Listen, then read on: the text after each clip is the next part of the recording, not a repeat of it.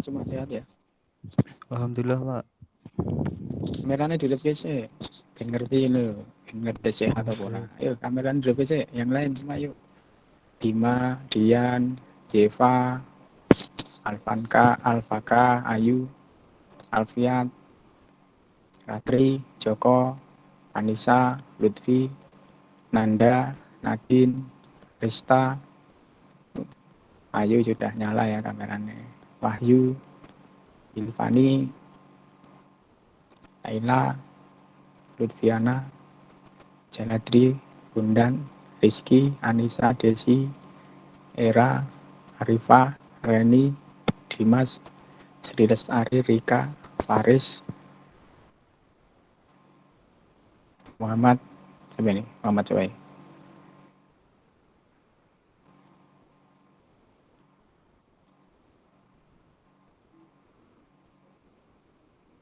Muhammad Miftah, Muhammad Hanifuddin, Yulfani, Yuper,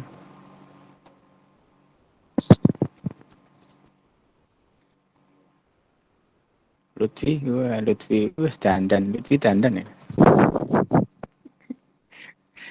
Lutfi, di mana Lutfi? Di rumah. Lutfi nang teras ya kan. Wih. Gimana cuma sehat kabeh ya? Sehat, Pak. Alhamdulillah sehat, Pak. Alhamdulillah.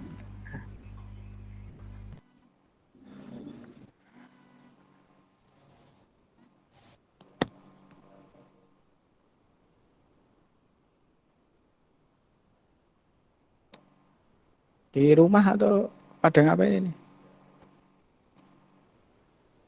Sarapan dulu dan Di rumah, satu Pak. dulu. Satu dulu. Pak. Pun, Pak. Udah, Pak. Dereng. Sarapan. Sarapan. Pun. Erwin dereng, Pak. Wah, belum sarapan ya ini sarapan sih mas. Ya ini belum sarapan. Erwin belum sarapan. Waduh, sarapan sih. Ampun, Pak. Lutfi sarapan dong, Vi. Joko sarapan dong wi. Joko sarapan lo kok, Joko.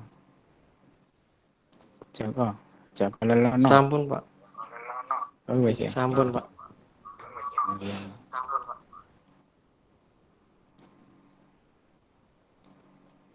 Sing rung sarapan sih. Semaput nunggu mana. Jerung atus satu sih, ya ini rung atus. Oke, dah ya. Jadi alhamdulillah ya semua ini. Dan pamer wajah seger-seger gitu. Seger-seger bertangi turu apa. Baik, hari ini nanti kita akan bahas mengenai OSI layer ya. Jadi OSI layer atau Open System Interconnection ya. Bentar.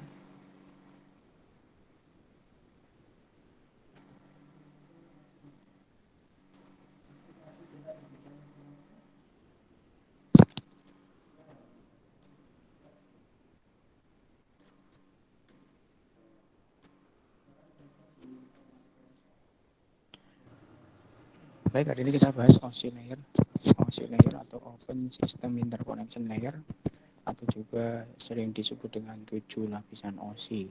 Nanti ini menggambarkan bagaimana data itu mengalir dari layer ke-1 sampai dengan layer ke-7. Nanti ada 7 layer ya.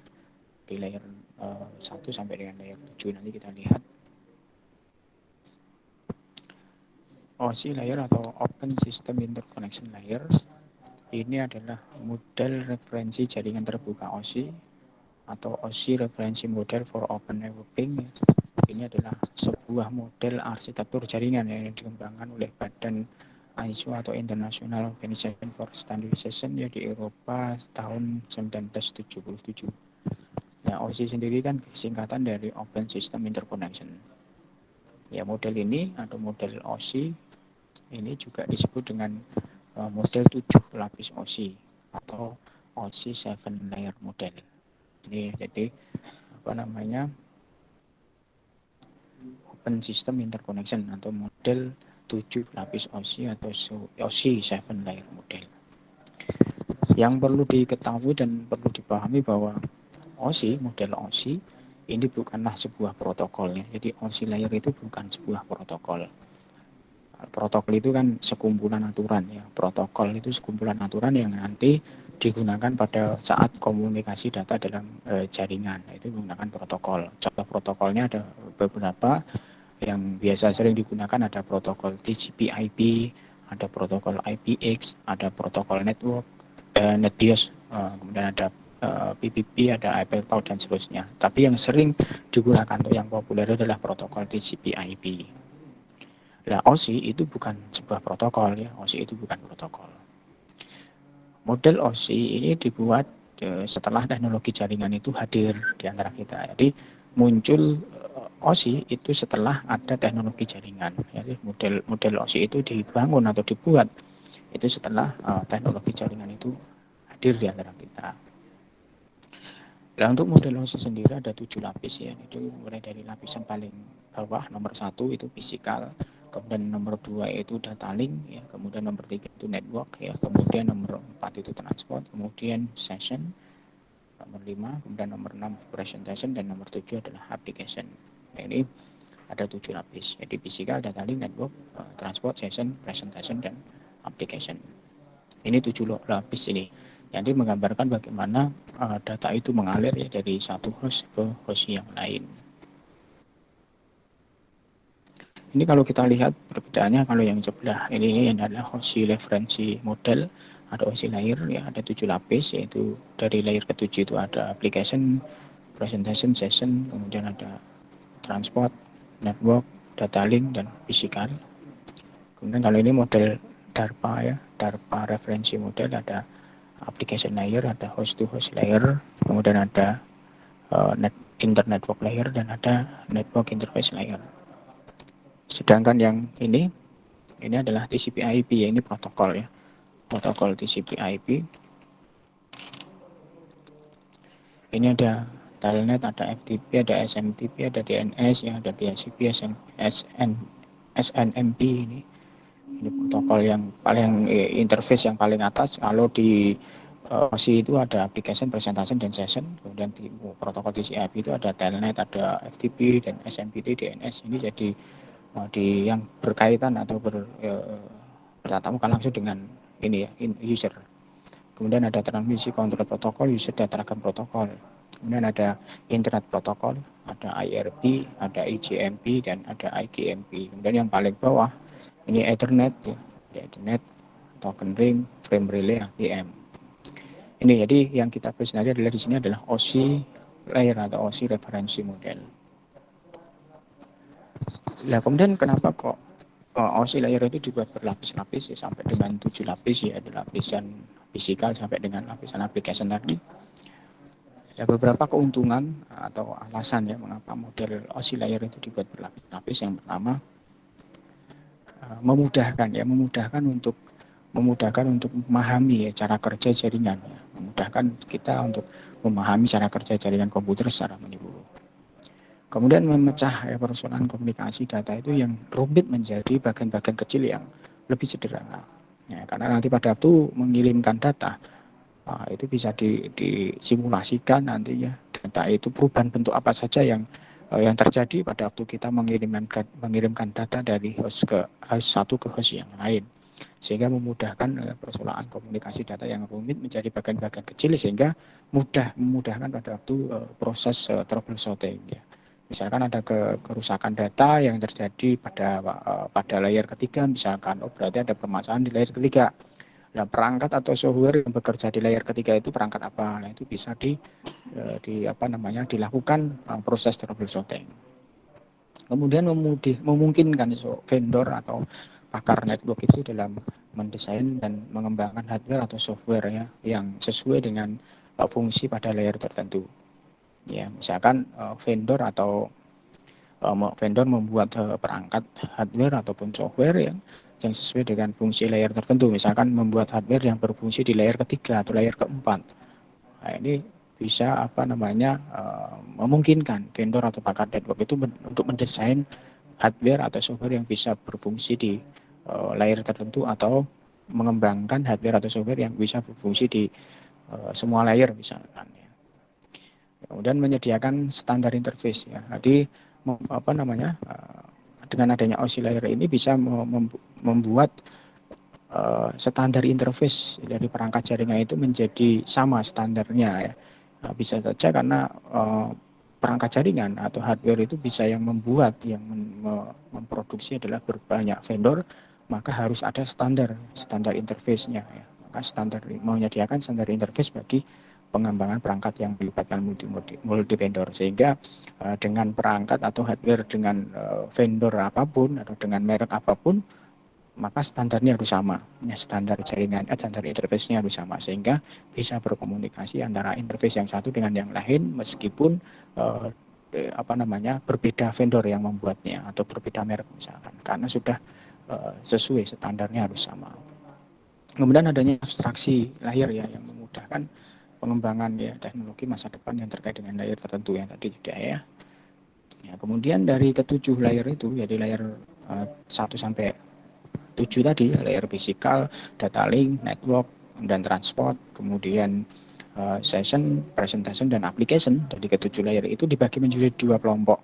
Kelompok yang pertama adalah layer kelima sampai dengan layer 7, yaitu layer session, presentation, dan application, yaitu layer 5 sampai 7, yaitu session, presentation, dan application.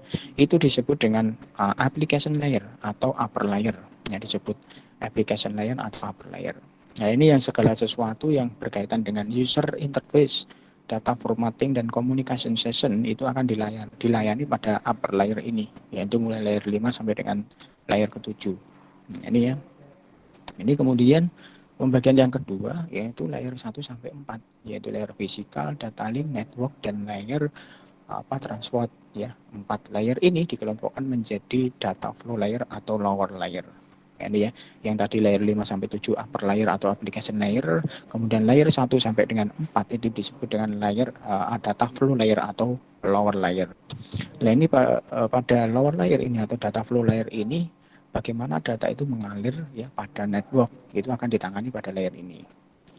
Ya, nah, lower layer biasanya dapat diimplementasikan dalam bentuk hardware maupun software. Kemudian ada beberapa pakar jaringan yang berbeda pendapat dari pembagian kelompok tadi ya. Kalau yang di atas tadi pembagian kelompok ya layer 5 sampai 7 disebut dengan upper layer, sedangkan layer 1 sampai 4 disebut lower layer.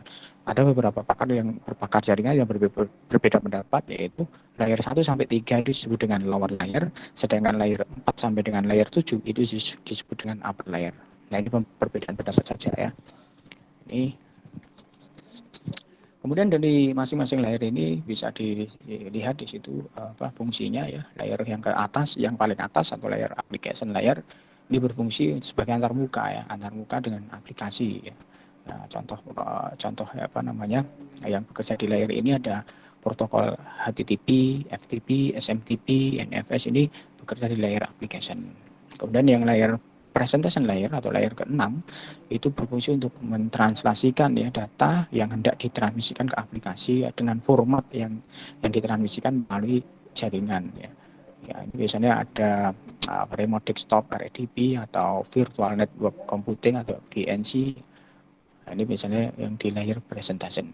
Kemudian di layer kelima, session layer ini berfungsi untuk mendefinisikan ya bagaimana koneksi itu dapat dibuat, dipelihara atau dihancurkan. Ini session ya, membentuk session baru gitu kan ya.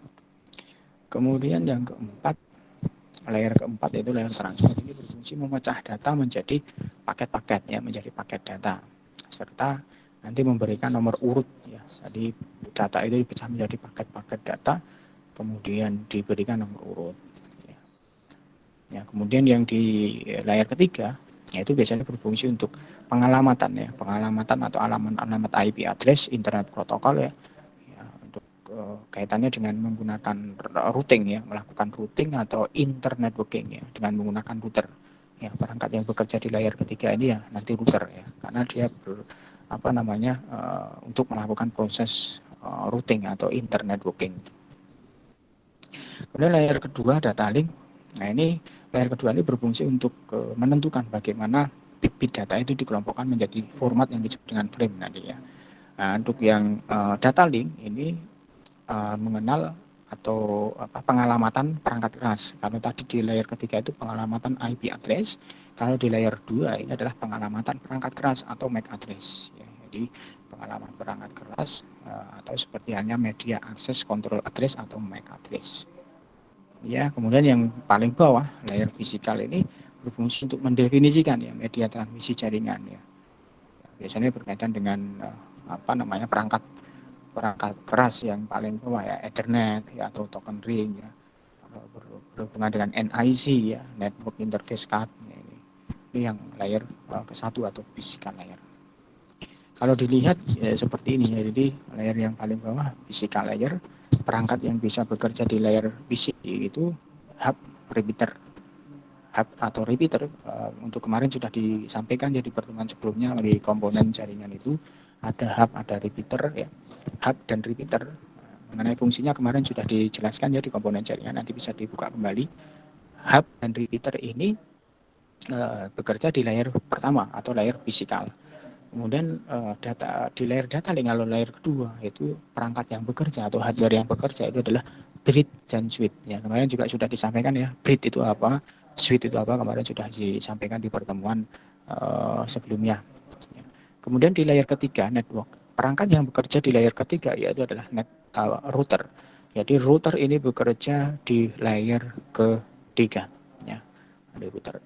Kemudian ada satu perangkat yang bisa bekerja mulai dari layer kedua sampai dengan layer ketujuh yang dikembangkan oleh Cisco ya. Cisco memiliki satu perangkat yang perangkat itu bisa bekerja dari layer kedua sampai dengan layer ketujuh, yaitu MLS atau multi layer switch. Ini produknya Cisco ya.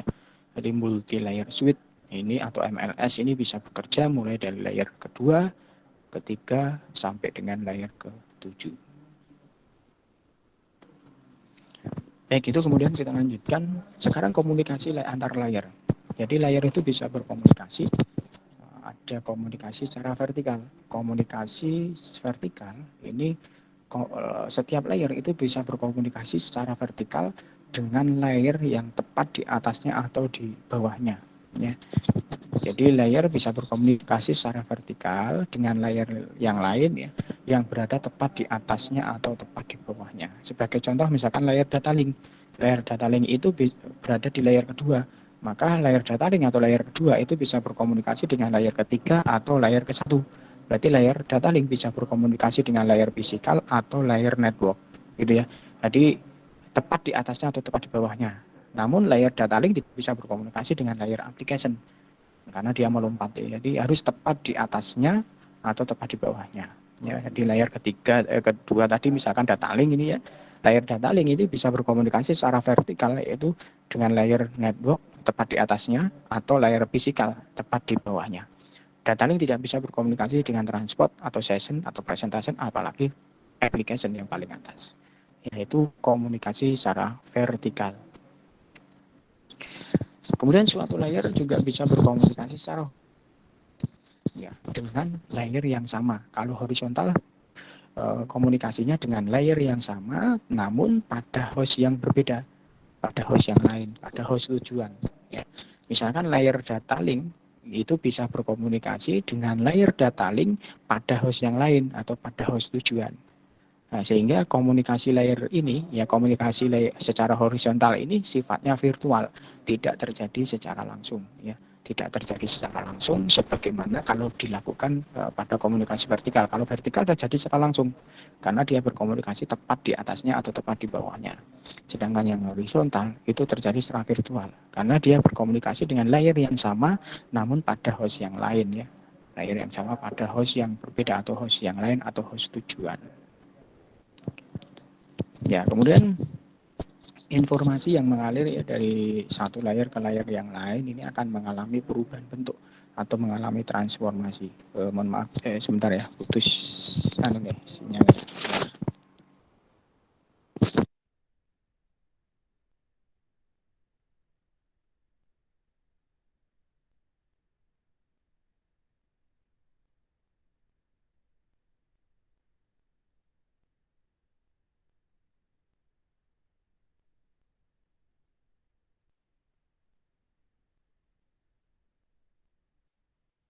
Sebentar ya, laptop saya koneksinya putus.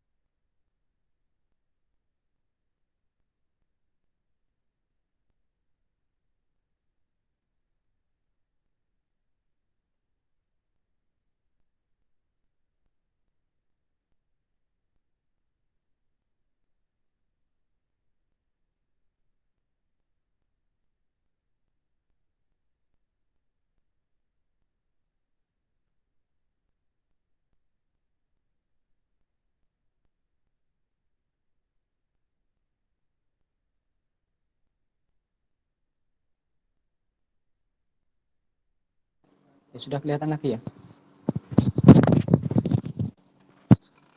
Sudah, Pak. Oke, kita lanjutkan.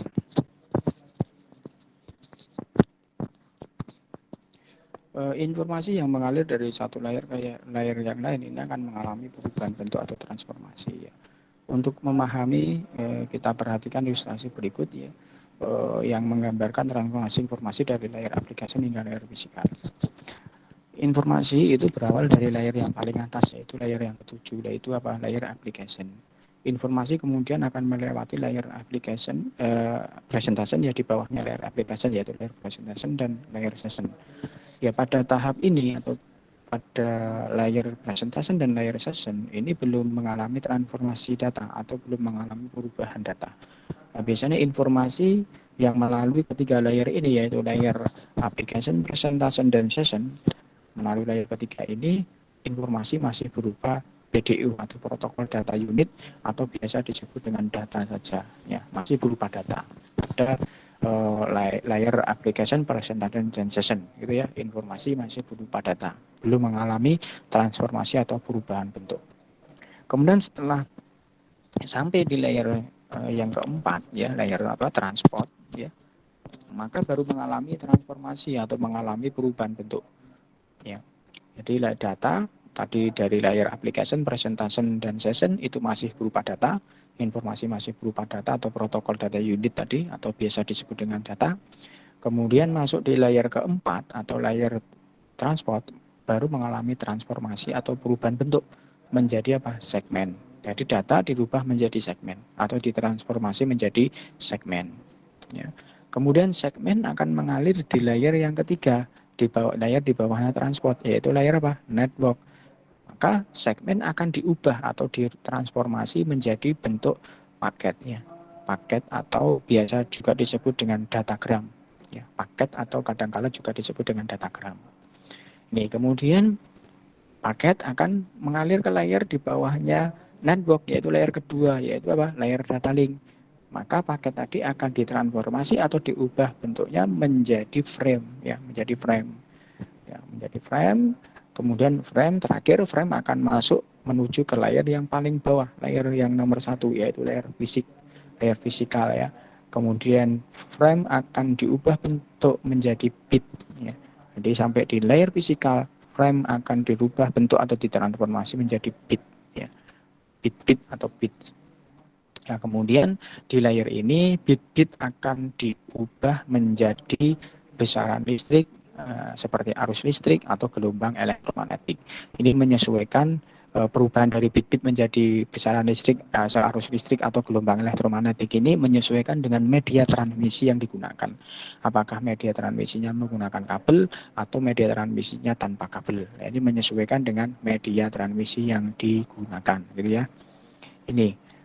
Nah, proses perubahan bentuk ya, proses perubahan bentuk dari satu layar ke layar yang lain tadi ya, perubahan bentuk data dari satu layar ke layar yang lain tadi dengan menambahkan header ya, header khusus. Ya, step tadi data dirubah menjadi segmen di layar transport itu ditambahkan header, kemudian segmen dirubah menjadi paket pada layar ketiga ditambahkan header, kemudian paket dirubah menjadi frame pada layar kedua juga ditambahkan header ya. Jadi penambahan header. Nah, proses itu disebut dengan proses enkapsulasi gitu ya.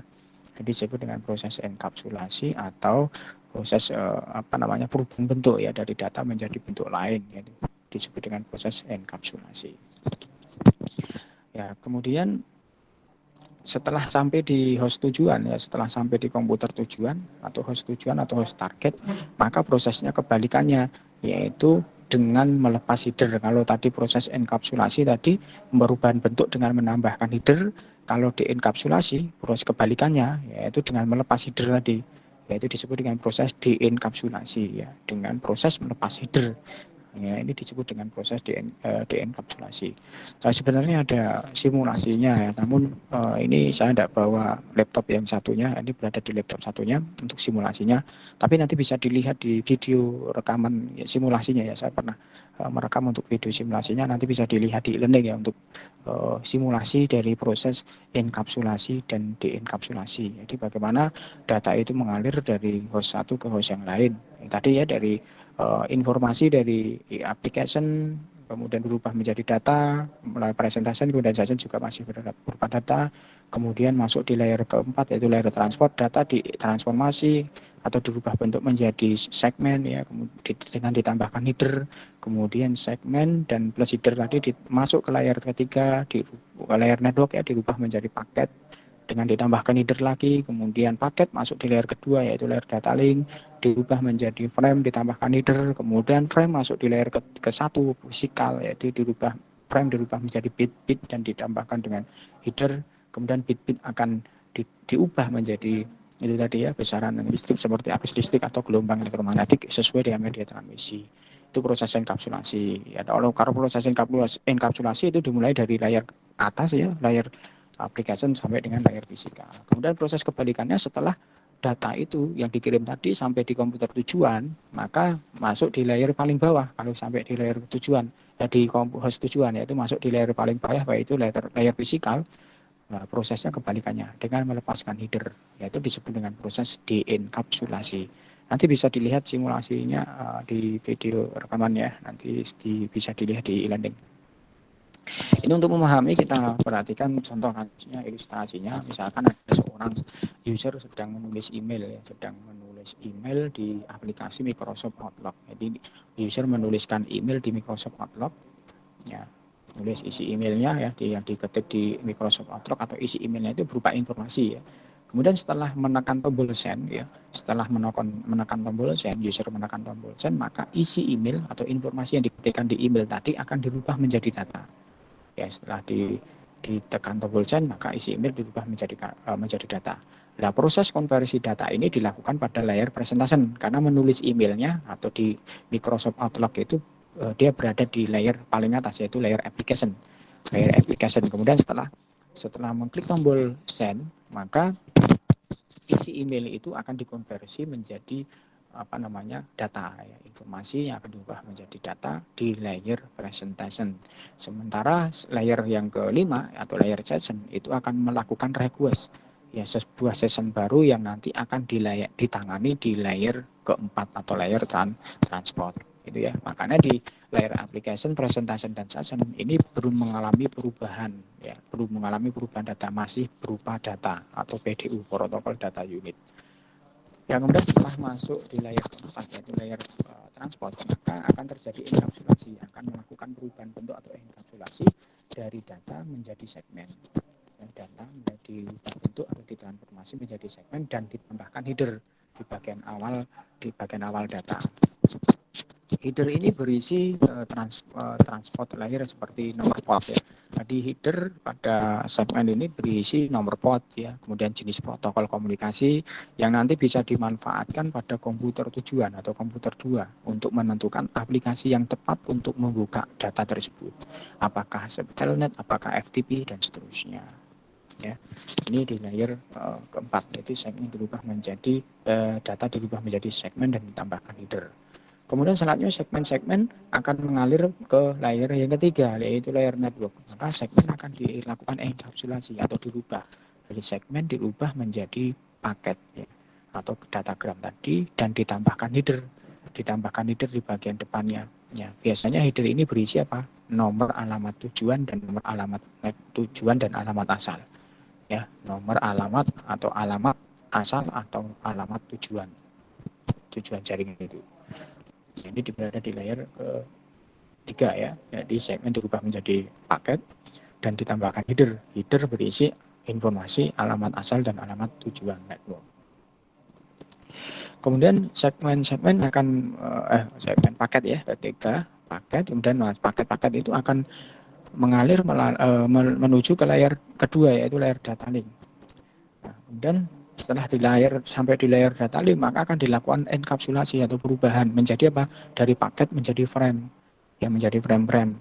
Kemudian ditambahkan header di depannya. Ya, header ini berisi alamat MAC address ya. Alamat fisik, alamat hardware dari komputer asal dan alamat hardware dari komputer tujuan ya, MAC address ini. Kemudian selanjutnya frame akan masuk ke layer yang paling bawah, layer fisikal, yaitu frame akan berubah bentuk menjadi bit-bit Ya, kemudian setelah itu bit-bit akan meninggalkan layer ini diubah menjadi sinyal listrik atau intensitas cahaya ya, jika menggunakan laser ya itu tergantung dari media transmisi yang digunakan. Kalau kabel ya berarti sinyal listrik, kalau menggunakan kabel fiber optik ya intensitas cahaya, atau kalau menggunakan infrared atau laser ya intensitas cahaya. Kalau menggunakan WiFi gelombang elektromagnetik ya. Kalau menggunakan WiFi atau Bluetooth berarti dirubah menjadi gelombang elektromagnetik. Jadi menyesuaikan apa media transmisi yang digunakan apa. Jadi bit-bit akan dirubah sesuai dengan media transmisi yang digunakan. Ini proses enkapsulasi. Ya, informasi yang mengalir dari melalui media jaringan menuju komputer tujuan ya setelah sampai di komputer tujuan maka prosesnya kebalikan yaitu dengan apa? Melepas header tadi. Ya, sampai di fisikal ya layar paling bawah dilepas headernya, sampai di layar kedua data link dilepas headernya. Sampai di layar ketiga juga dilepas headernya sampai nanti kembali menjadi data secara utuh kembali sehingga bisa dimengerti atau bisa dibuka oleh aplikasi yang berada di komputer tujuan. Itu kira-kira proses enkapsulasi dan deenkapsulasi mengenai pengiriman data. Nanti untuk simulasi ya bisa dilihat di video di e-learning ya. Kebetulan ini saya tidak bawa yang file simulasinya karena berada di laptop yang satunya. Ini beberapa perangkat tadi ya yang bekerja di layer OSI tadi. Yang tadi yang perangkatnya bekerja di layer ketiga yaitu router ya. Nanti untuk router kita belajar setelah UTS ya, kita akan belajar mengenai router, bagaimana apa itu router, bagaimana proses konfigurasinya ya, di router. Jadi router ini bekerja di layer ketiga atau layer network. Ya, pada layer ini disediakan protokol ya yang bertanggung jawab mengatur pengalamatan atau addressing atau penentuan rute atau routing. Jadi router itu nanti bertujuan untuk pengalamatan atau addressing dan penentuan rute atau routing.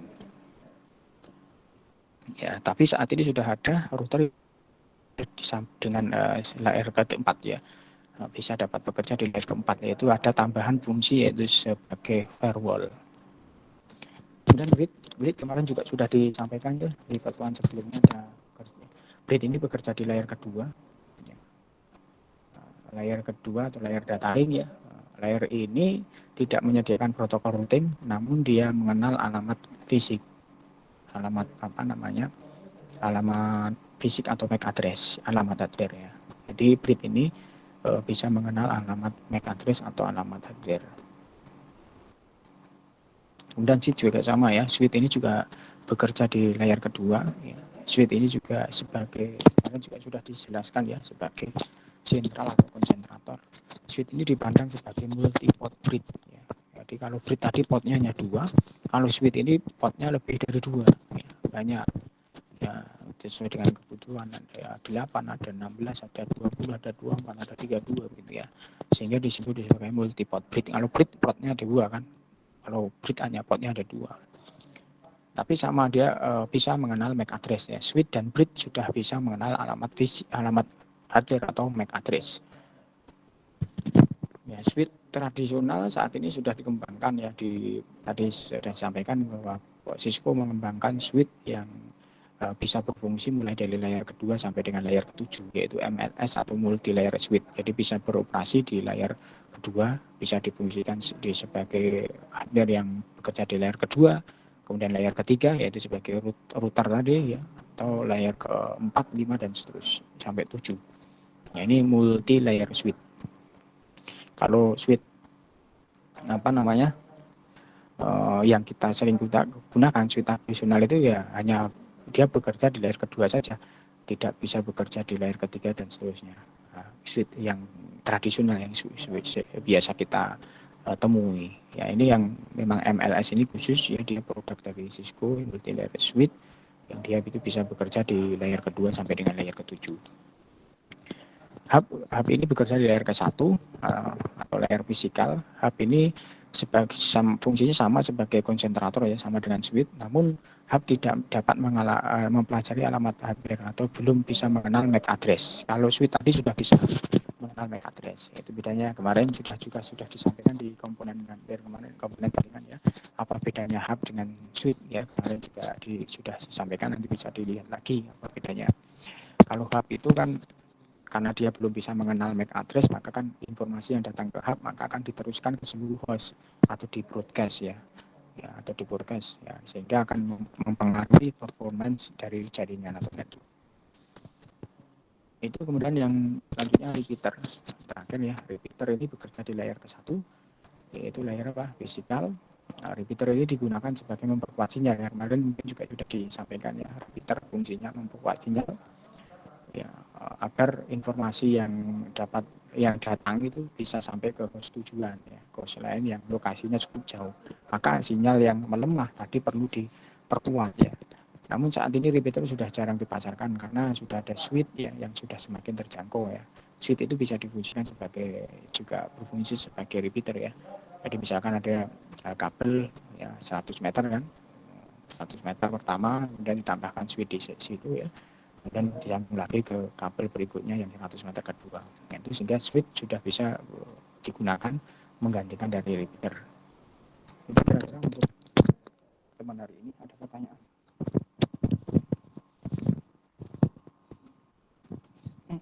Ada pertanyaan Mas, Mbak? Belum ada, Pak. Nah, belum ada ya.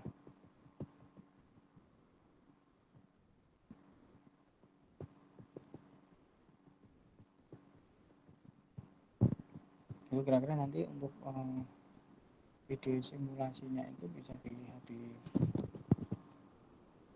e-learning ya nanti ya, rekamannya, karena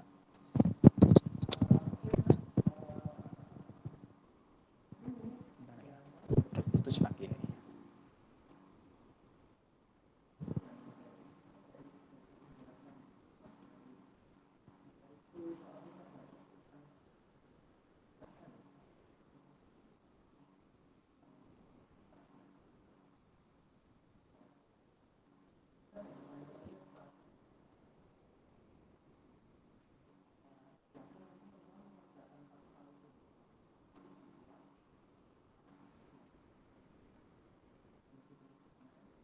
Pak. Ya, gimana? Tugas Ya, kemarin tuh gimana ya Pak? Kan apa? saya udah buat, nah mau aku kirim ke e-learning tuh nggak Mm-mm. bisa Pak. Nggak bisa nih kenapa? Nggak tahu Pak, dibuka di laptop nggak mau dibuka.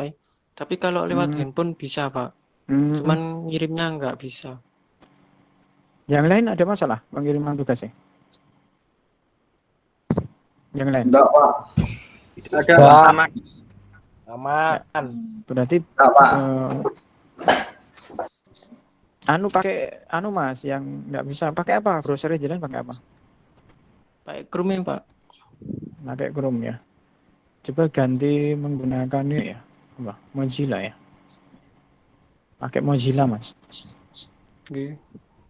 Tapi seharusnya tidak masalah, wong itu apa namanya, lewat Google Form kan ya, mengirimnya itu hanya melalui e-learning ya. E-learning nanti di-linkkan ke Google Form. Seharusnya tidak masalah, yang lain juga sudah bisa mengirim. Ya coba nanti diganti browser dulu Mas. Pas ngirim itu ganti browser. Gitu Pak. Yang lain ada masalah? Tidak ada, Pak. Ada ya. Sebentar, ini laptop saya putus koneksinya sehingga belum bisa membuka ini apa namanya, e-learning-nya ya. Bentar ya.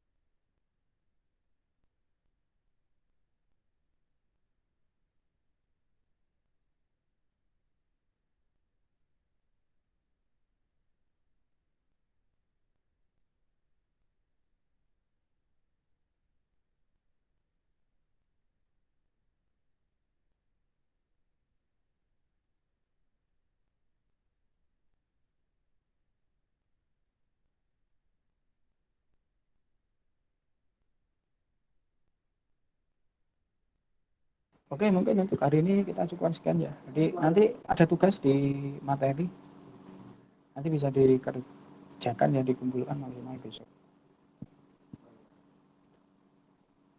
Halo. Halo. Iya, Ya, Pak. Iya. nanti ada Siap, tugas Pak. jadi Iya, Pak. materi. Ini laptop saya masalahnya putus. Iya, Pak. Nah, sini. Dia tidak bisa. Nah, ini nanti ada tugas ya di situ. Di PPT-nya nanti bisa di-download di e-learning juga. Nanti bisa dikerjakan tugasnya, kemudian dikumpulkan. Gitu ya. Oke, nanti bisa di-download di e-learning ini. Siap, Pak. Ya. Bentar, saya untuk presensi silahkan melalui e-learning. Kemudian materi juga bisa di-download di e-learning. Oke, gitu. Ada pertanyaan? Cukup ya? Baik, cukup. Wah, Nanda itu gambarnya apik tenan ya. Nanda. Nanda. Oke. Baik, mungkin untuk hari ini kita cukupkan sekian. Wah, Nanda guyang-guyu, gambarnya ketak. Maunya Giant, tahu. Pak. Oh, Giant. Niku yo kepak, Oke. Pak. Boy. Pacar tuh, Pak. Ayo, oke. Drone. Ya, oke. Baik, terima kasih untuk hari ini. Semoga kita tetap selalu sehat ya. Baik, untuk hari ini kita cukupkan sekian. Terima kasih. Saya akhiri. Assalamualaikum warahmatullahi wabarakatuh. Waalaikumsalam. Waalaikumsalam warahmatullahi wabarakatuh. Pacar Giant. Waalaikumsalam. Drone. Mas Joko. Mas Joko. Joko marai bingung.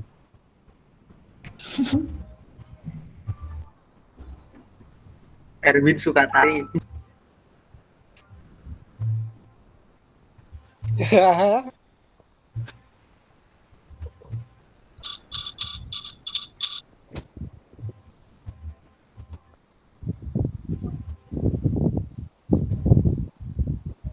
Wis rampung.